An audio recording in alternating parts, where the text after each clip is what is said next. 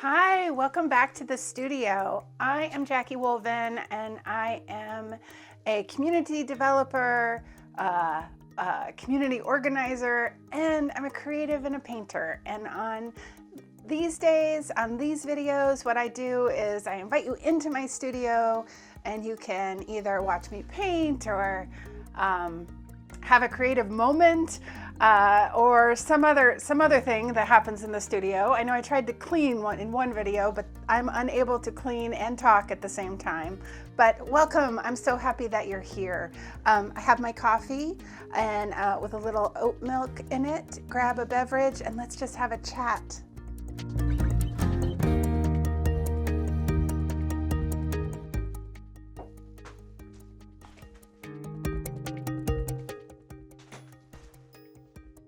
Today, I thought I would show you all the work that I've completed in the last month. I thought that'd be fun. It'd be good for me too, because I'd kind of get to see it. So I'm going to share that with you. There's a series, there's a one-off, it kind of runs the gamut. I have a few sketchbook pages and I'll show you those too. And we can take a look at what work has been produced in this tiny, messy studio. First, let me take down the piece that I'm working on, which I might work on later. And just put up let's just put up a blank board. Although when I paint, nothing is really blank. Let me show you the first one. This is a series of teapots in the background. It's called Spilling the Tea. And each one of them is, well, all of these larger ones are 18 by 24. It's acrylic on paper. And the idea behind it is that there's this big floral background with teapots sitting very simply on a table. Some of them are named, some of them are not. This one currently is not named. So if you have ideas, please put them in the comments. I'd love to hear. I'm naming them based on favorite teas. So if you have a favorite tea, maybe think about that for this one. But I really love it. I really love it. I'll try to get as close as possible. I know the light's not perfect, but it gives you a good idea. So this piece.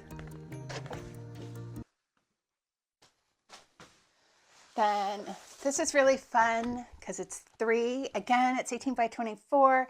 I had the idea of this series because I love teapots. I used to collect them. I had a huge collection before I moved here. And so I wanted to kind of give an ode to the teapot, but then I also really love florals, but I wanted to present them in a different way. And I thought this was really different. And so I think that's pretty fun. Also not named. If you think of a name for this, go ahead, put it in the comments.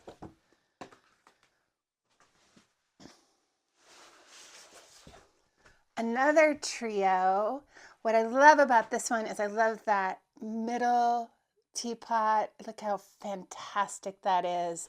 There's so much texture to this painting. I love the idea of that, and you can really see that, especially along the bottom. I think that's really fun. You'll notice that all of these paintings have representations of poppies, and that's an ode to my mom, who, when she turned 50, changed her name from Gladys to Poppy. And so when I have an opportunity to do something with poppies in it, that's where that's coming from. This one is 11 by 15, and I love the freshness of this. It's just so joyful, and I just think that's just such a fun example of how you can paint a floral, but maybe do it a little differently. And I love this color palette.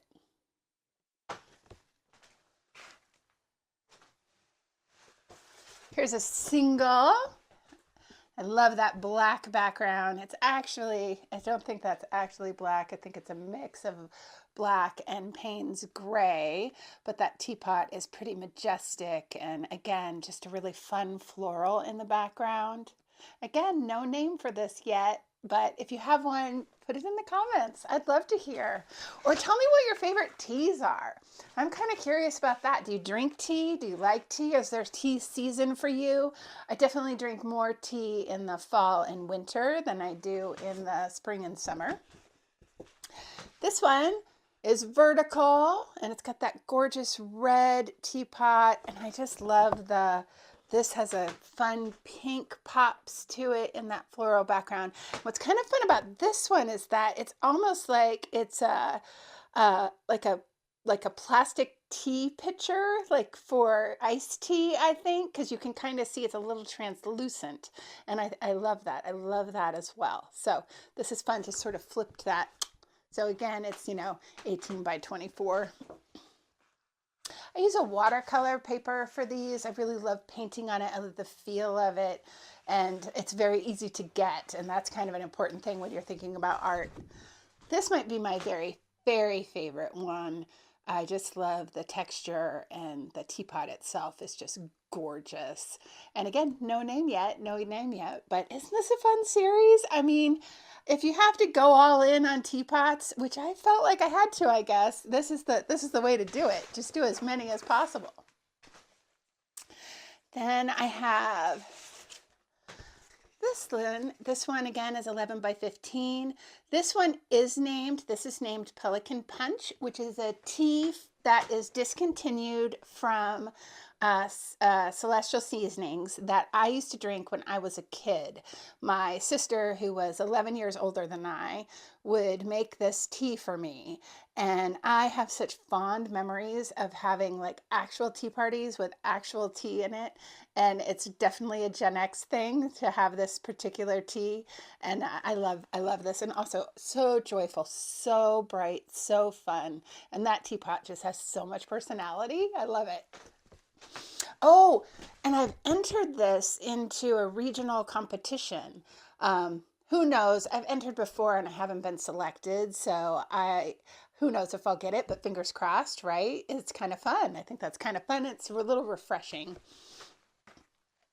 I think fun, bright art is just as valid as serious, sort of scary art. So, and you'll see I mostly do fun, bright art.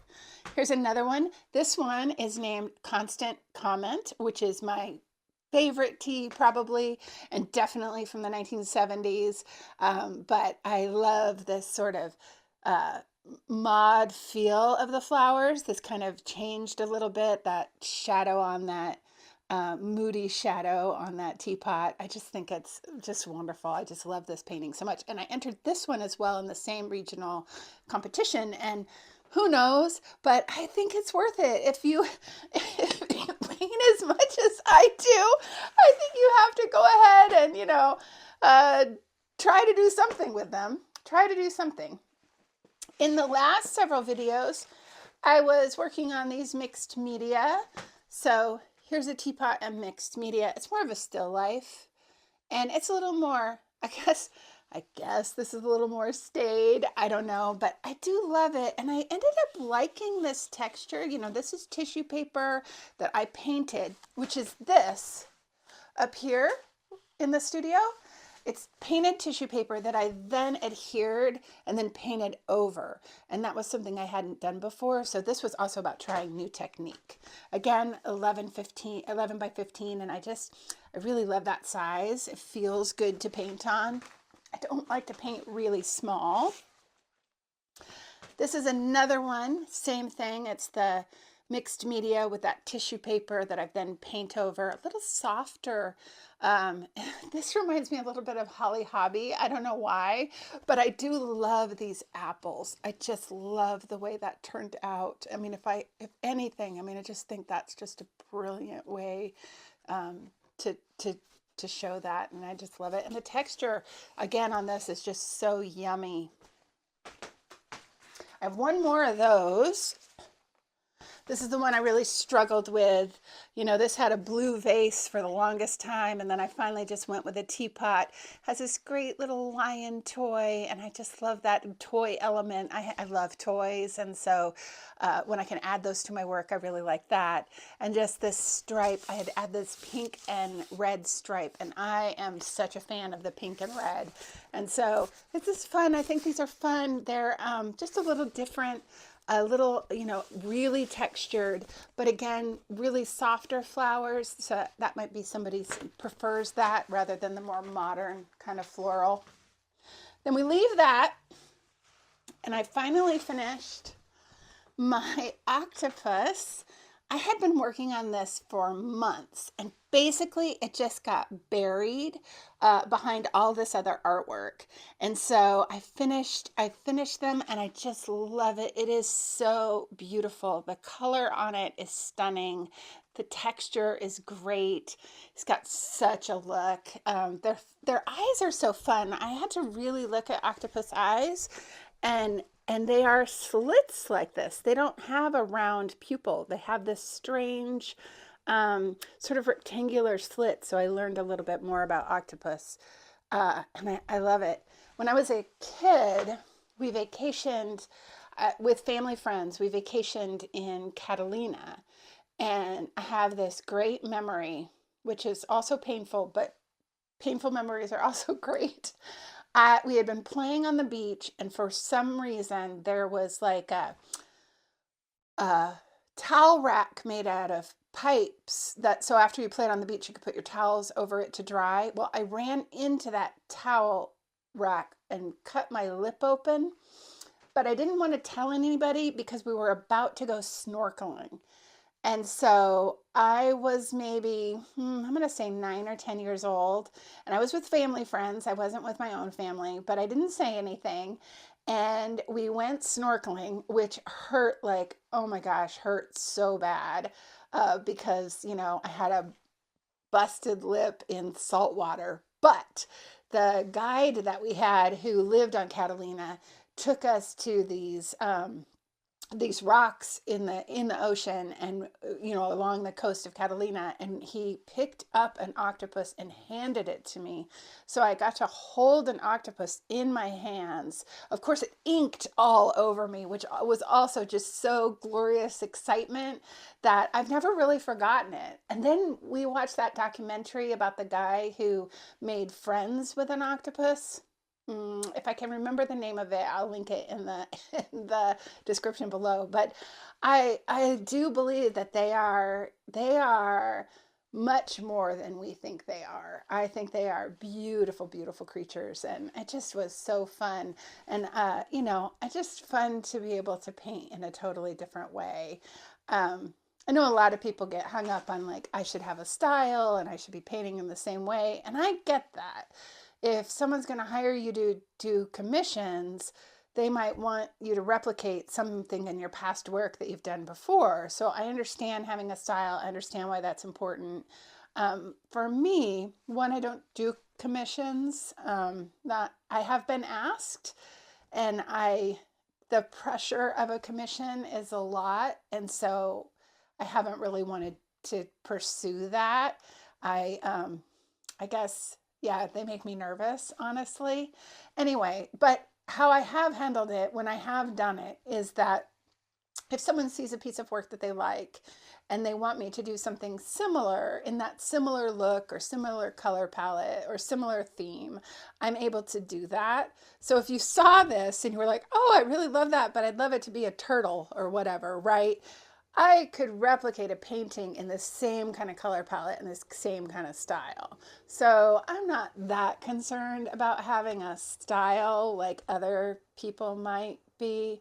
And anyway, I'm mostly painting for the joy of painting, and exploring my own creativity. So it doesn't really matter.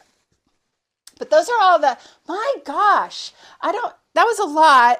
I'm not sure how many, but that was a lot. And I'm so excited that I showed you. Let me show you what I did in the sketchbooks. They're very small. Um, I did this very tiny sketch. I did a very tiny sketch of that's just right outside our window. That's And then I started to sketch, I remember, and someone walked in. I was in my office and someone walked in, and so I stopped. Always that. And then I went on a work trip to Lake de Grey and I did a monochrome out the window, quick 5 minute. This is what it looked like. And I really like it. I really like the monochrome actually. I'm a big fan of that red pencil. I'll show you what that is in a bit. And then with urban sketching, I host an urban sketching group with in my community, and once a month we go and we sketch in our downtown district. And I did this one. This was really quick. I think I spent maybe 10 minutes on it.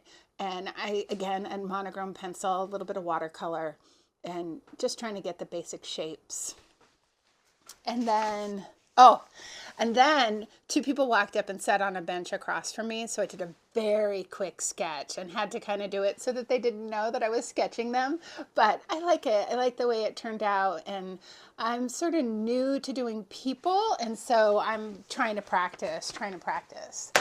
And then in my other sketchbook, I just have sort of abstract. I have two abstracts that I did. And the way I'm usually doing those is I have extra paint on my palette or on my paintbrush, and I'm just using that paint and then adding to that. And then I did this very quick, we're talking like 2 minute person. This is was an exercise to show a meditative process. In fact, I'll link the video up in the top to show what this is. It's about at the 10-minute mark in that video if you want to see. But this can be a really lovely process for doing meditation if you're not used to sitting on a cushion or wanting to just be quiet. You can do something like this. Let's see if I have anything else in here. Oh, just some grounds. This isn't anything yet, but it will be. So when I have extra paint, I often will just put it quickly in here. And then later I'll sketch on top of that. I wonder if I have anything from the past that I've done that.